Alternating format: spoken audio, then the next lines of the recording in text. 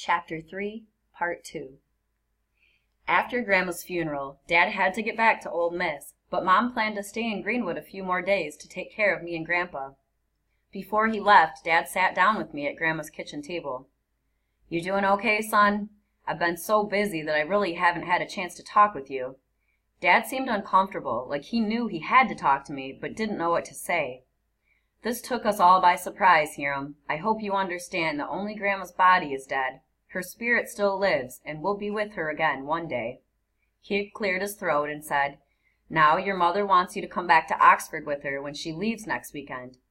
"But who will take care of Grandpa? He'll be in this big old house all by himself. He'll be so lonely." My eyes got teary when I thought about Grandma dead in her grave and Grandpa sad and all alone. I swallowed hard to keep from sobbing. "Grandpa can take care of himself, Hiram. He's only 55, and he's got lots of friends here in Greenwood." "Daddy, why don't you and Mom come down here and live again? We can all stay together and help Grandpa get along with things. I bet Grandma would like that." "It's not that easy, son."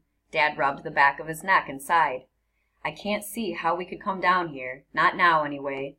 I'm in the middle of a semester, and Mom's got that job at Oxford Elementary." "When school's over, then can we? I like living here with Grandpa." My dad frowned. "Hiram, when we let you come down here to live with Grandma and Grandpa, it was never intended to be permanent. We are our own family, and as soon as I'm finished with school, we'll live together again, in a house of our own." "But this house is big enough for all of us. Why can't we live here?" As far as I was concerned, this was my house too. It scared me to think of living anywhere else.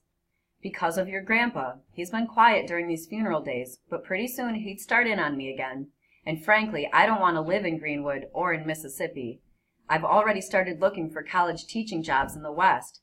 Utah, Idaho, Arizona, California. I love the Delta, but there are some things you can't understand that keep it from being a good place for us right now." "It's good enough for me, Daddy. I like Greenwood. I like this old house." "Son, you don't know some of the uglier things about the South. I want you to grow up understanding that all men are free and deserve to be treated that way. Ever since I got home from the war, your mother and I have been planning to move west. It'll be good for us. You'll see." I didn't see. I couldn't. I loved my life in Greenwood. Grandpa had warned me about Dad's crazy ideas and that someday he might want to leave Mississippi, but I never believed him. "What's wrong with Mississippi?" "You're too young to understand now, but someday you will. I'm just doing what's best for our family." I knew there was no talking Dad out of it, but I couldn't give up without trying. "But can I stay here with Grandpa?" "Of course not." Dad's face flushed. "You are my son, and you'll do what I say." "No, I mean, can I still live with Grandpa while you're at Old Miss? I've got a bed here, and I can help him with things, and Mom can still come down on weekends and for the summer vacation. Grandpa will be so lonely, Daddy. He'll need me. It'll only be for a little while." Dad shook his head tiredly and said, "I'll speak to your mother about it, but don't get your hopes up." But after Dad left for Oxford, Mom told me they decided I could stay if I wanted to. So I stayed with Grandpa in Greenwood. He moped around for a while, but gradually things got back to normal. Ruth Ann, a tall, thin Negro woman Grandpa hired to cook and clean, knew how to cook everything Grandma ever had, and some other things as well. She worked 5.5 days a week. She had Sundays off and didn't come in until Monday afternoons. Kept the house immaculate, and kept me and Grandpa stuffed with delicious food. But Grandpa would no longer eat in the kitchen. "Just doesn't feel right," he told me one night when we sat at the front porch swing watching for meteors. "That old kitchen feels wrong without Florence in it. You can eat there if you want, Hiram, but I'm going to have to eat in the dining room from now on. There's too much Florence in that kitchen, and I can't stand to eat in there without her around." Sometimes at night, late when it seemed like the house was covered with a heavy, damp blanket of darkness, I would hear Grandpa moving around downstairs. Sounds in the kitchen, then muffled movement in the living room. Once in a while, I'd hear the front door open and close. It made my chest ache to think of my Grandpa down there, lost and looking for his wife, searching their familiar places for memories of her. That turned out to be my last year in Greenwood. When school was out in Oxford, Mom came down to live with me and Grandpa, and Dad announced that he was almost done with graduate school. He figured he'd finish everything up by the middle of July, right after my 9th birthday.